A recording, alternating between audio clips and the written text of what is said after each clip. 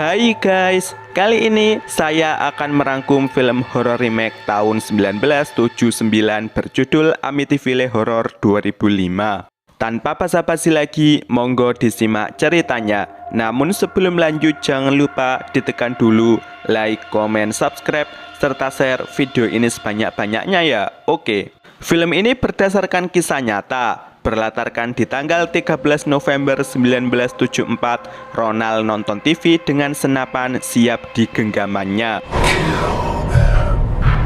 Ia naik menuju kamar keluarganya untuk beraksi. Jody yang mendengar tembakan segera bersembunyi di balik lemari. Tetap saja sia-sia. I love you, Jody. Film pun dimulai. Kasus ini menjadi berita paling bombastis pada saat itu. Ronald ditahan, sedangkan jenazah anggota keluarganya telah dimakamkan dengan layak. 1 tahun kemudian kita akan diperlihatkan kebersamaan Kathy dan George yang disaksikan Michael. Biar mudah kita panggil George saja ya. Diceritakan, George ini adalah ayah tiri Michael. Mereka juga memiliki anak lain bernama Billy dan Chelsea. George dan Kathy naik mobil untuk mencari rumah baru. Sampailah mereka di kompleks Amityville. Kathy sangat antusias bertemu sang makelar bernama Edith. Baru masuk, mereka disambut tangga yang menjulang tinggi. Setiap detail ruangan mereka perhatikan dengan kagum. Naik sedikit ke lantai 2, mereka disambut kamar anak dengan pemandangan gudang perahu. Pindah ke ruang bawah tanah yang boleh dikatakan cukup luas. George menemukan radio lama, kemudian naik untuk rundingan dengan Kathy. This is the life we want. 100% mereka yakin membeli rumah ini tanpa terkecuali. Lebih lanjut, Edith menjelaskan telah terjadi tragedi pembuian di rumah ini yang menewaskan keluarga DeVeo di masa lalu. Tetap saja, George dan Kathy kekeh bisa membenahi semua itu. Hari pertama, keluarga George boyongan dengan sangat bahagia. Bahkan, mereka mengabadikan kebahagiaan tersebut lewat vlog kecil-kecilan. Malam hari, Kathy mengucapkan selamat tidur kepada anak-anak cowoknya. Terlihat Billy masih belum bisa menerima kepergian sang ayah. Kathy pun menjelaskan jika sosok ayah sudah tertanam pada diri George.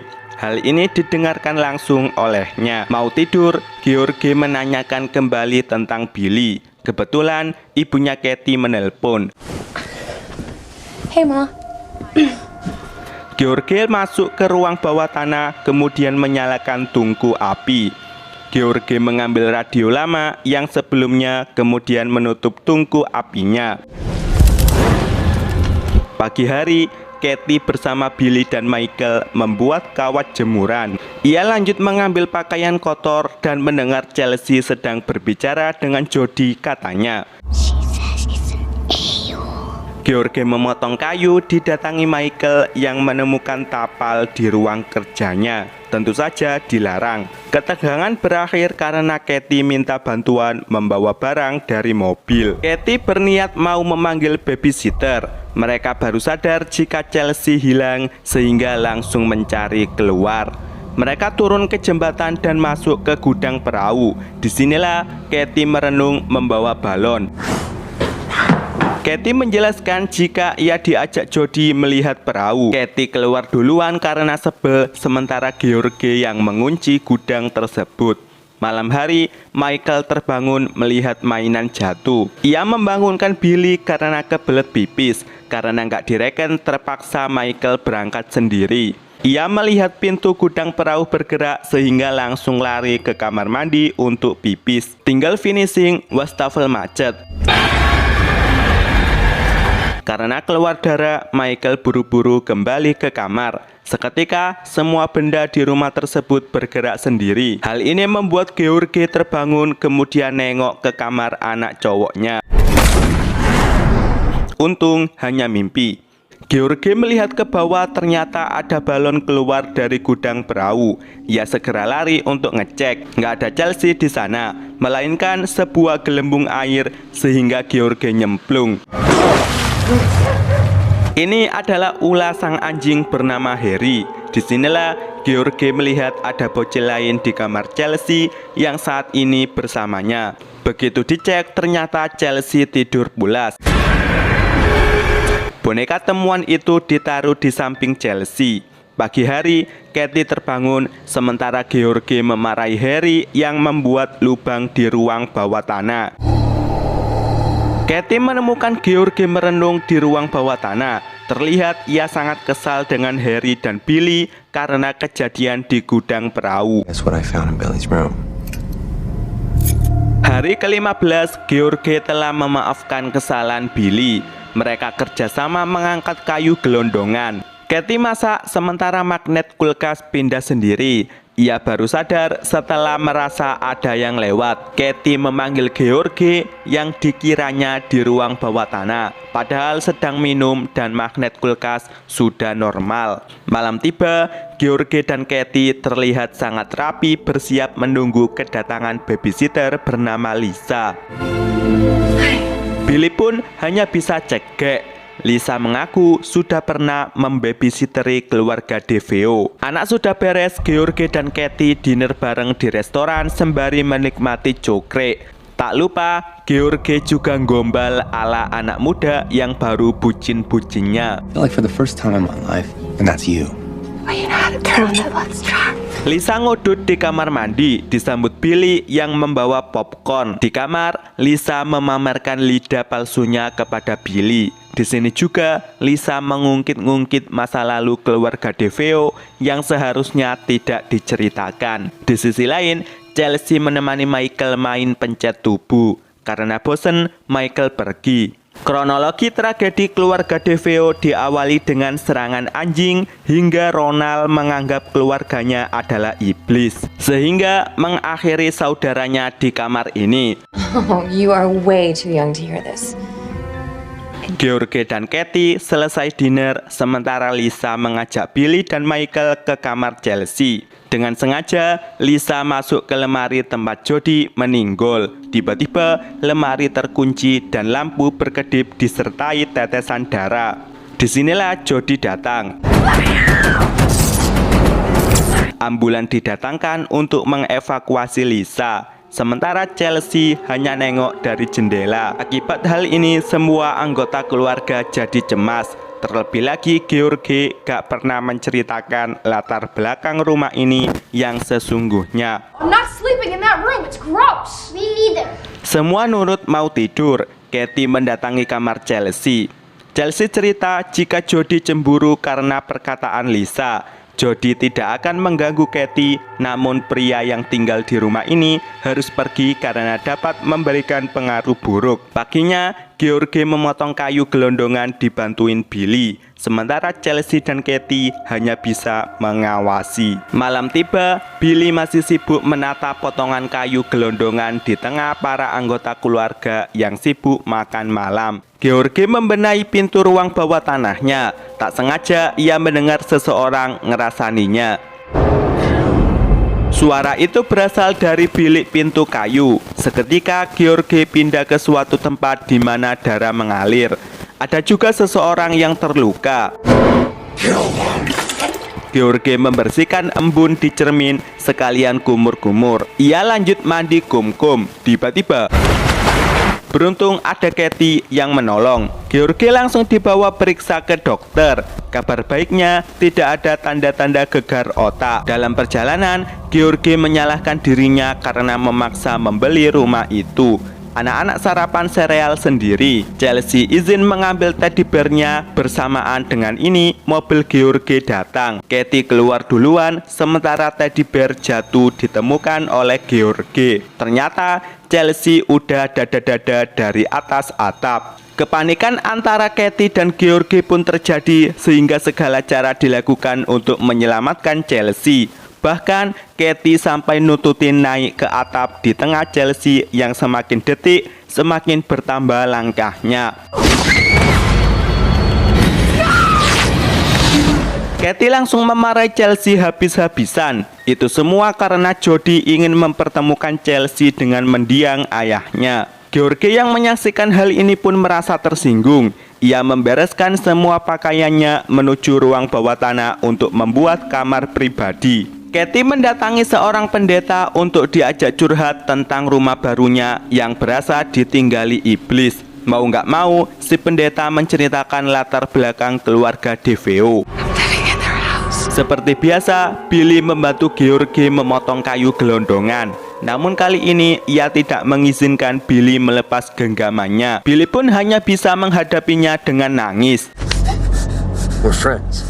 Di bawah tanah, George menyaksikan kembali video tentang pertama kali mereka memasuki rumah. Di sisi lain, Katie ngelonin Chelsea. Pukul 3.15, George terbangun oleh bisikan-bisikan yang membuka pintu menuju lantai utama. Bahkan pintu utama juga terbuka. George keluar untuk mengambil kapaknya, kemudian menuju ke gudang perahu yang pintunya sudah mobat-mabit. Lampu dinyalakan nggak bisa. George pun mengamati gudang tersebut. Itu adalah Harry. Saat itu juga George menghilangkan jejak. Paginya tangan George masih gemeteran. Datanglah Katie yang cerita jika ada sesuatu yang tidak benar sehingga mereka harus segera meninggalkan rumah ini. Namun George nggak mau pindah. Alasannya karena semua yang mereka punya ada di dalam rumah ini. I'm not worried about our goddamn money. Terjadilah pertengkaran yang disaksikan anak-anak cowok yang kebingungan mencari Harry. Si pastor datang ke rumah Katie di tengah George yang sedang maku. Si pastor disambut Chelsea dengan teddy bear-nya dan tentu saja Katie. Beliau menjelaskan jika boneka itu adalah milik Jody. Jody DeVeo was buried with that doll. Si pastor mengeluarkan alat-alatnya untuk membersihkan rumah Katie dari segala yang berbau mistis. Tiba-tiba pintu menutup sendiri. Beliau nengok ke cerobong udara. Pintu membuka sehingga si pastor bisa langsung kabur terlanjur kapok. Malam hari, bisikan-bisikan goib masih menyelimuti George dalam tidurnya. TV nyala sendiri. George pun ke gudang perahu yang kali ini pintunya masih ngibas-ngibas. Kejadian ini disaksikan langsung oleh Katie. Hari ke-28, Katie bangun tidur sementara George muntah. Katie datang ke perpustakaan Amityville untuk mencari berita tentang kebrutalan keluarga DeVeo yang terjadi pada hari ke-28. George melihat lantai ruang bawah tanah retak. Ia pun merusak pintu rahasia itu yang sudah berlendir termakan usia, bahkan ditinggali belatung. Pintu itu masih dilapisi tembok. Sudah berhasil, George langsung masuk. Semuanya terlihat berantakan. Lebih lanjut, Katie masih mencari informasi tentang asal-usul rumahnya yang tidak jauh dengan tapal yang ditemukan Billy. Ia menemukan jika dulunya rumah tersebut adalah tempat untuk menyandra warga suku Indian. Kejadian yang sebenarnya disaksikan langsung oleh George. Pelaku utamanya bernama Kecam. George menemukan pintu lain yang di dalamnya sudah berdiri seorang Kecam. Katie memacu mobilnya untuk meminta klarifikasi kepada si pendeta mengapa ia meninggalkan rumah Katie. Ternyata Kecam ini meninggal karena bunuh Dirman. You and your family out of that house. Semua yang dialami George adalah mimpi. Ia bangkit dari tidurnya mengangkat telepon Katie, namun dihiraukannya. Katie pun segera memacu mobilnya mencari anggota keluarganya, namun nggak ada. Di gudang perahu, George melihat ada sosok di bawah air sehingga menyalakan baling-baling kapal. Datanglah Katie ngajak segera pergi. Akibat hal ini, rambut Katie tersangkut baling-baling. George malah membanterkan baling-baling tersebut sehingga Katie menyelamatkan dirinya sendiri dan sangat marah dengan George. Chelsea datang ke ruang bawah tanah kaget karena telah tersedia peti mati lengkap dengan nama setiap anggota keluarga. Beruntung George mengembalikan Chelsea sehingga mereka kabur. Bersama anak-anak cowok mereka gotong royong menghambat George yang sudah membawa senapan. Semua pintu terkunci karena ternyata semua ini sudah direncanakan George. Terjadilah pertarungan namun mereka masih bisa kabur. Chelsea nekat naik ke atas disusul para anggota keluarga lainnya. George yang semakin menggila sudah sampai di kamar Chelsea, sementara Katie dan anak-anaknya berjuang lewat atap. Tentu saja George nyusul. Mereka masuk lagi, tiba-tiba George juga bangun lagi. Katie dan anak-anaknya masih berjuang lewat cerobong asap. Mereka berhasil turun, namun harus berhadapan dengan George dan kapaknya. Sudah kepepet, Billy mau dimatoikan. Beruntung Katie datang membawa senjata sehingga George pingsan. Disinilah bayangan bersama keluarga muncul. Namun bisikan yang diterima George lebih mendominasi sehingga ia meminta agar Katie membunuhnya saja.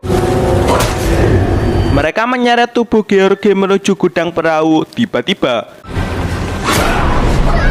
mereka gotong George dengan perahu menjauhi rumah. Merasa sudah cukup jauh, Katie mematikan mesin. Seketika George bangun dan bisikan yang diterimanya sudah tidak mendominasi. Tinggallah Jody seorang diri di rumah tersebut dengan waktu yang mundur kembali. Film pun berakhir. Oke, film ini mendapat 5,9 dari IMDb. Untuk rating versi saya bernilai 6,6. Biar makin seru, kayaknya kita harus merangkum film versi aslinya nih. Sampai di sini rangkum film Amityville Horror 2005 dan see you next video.